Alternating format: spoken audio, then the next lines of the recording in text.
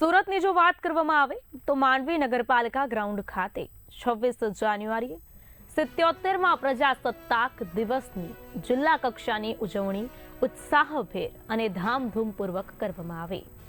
Collector Saurabh પારગીના હસ્તે રાષ્ટ્રધ્વજ ફરકાવવામાં આવ્યો।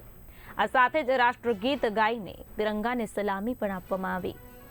આ પ્રસંગે વિશિષ્ટ સેવા બજાવનાર કર્મચારીઓને પ્રમાણપત્ર આપી સન્માનિત કરવામાં આવ્યા હતા। સાથે જ રાષ્ટ્રભાવના ઉજાગર કરતી સાંસ્કૃતિક કૃતિઓ રજૂ થઈ, જેમાં વિવિધ શાળાના વિદ્યાર્થીઓએ ખૂબ જ સુંદર પ્રસ્તુતિઓ પણ રજૂ કરી હતી।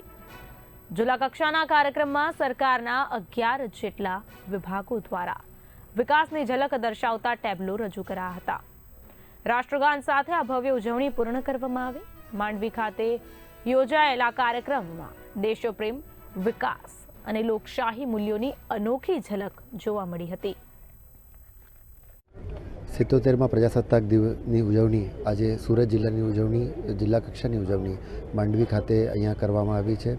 આજે જિલ્લાના બધા ગણમાન્ય વ્યક્તિઓ, માન્ય પદાધિકારીઓ, અધિકારીઓ અને ખૂબ સરસ ઉજવણી આજ કરવામાં આવી।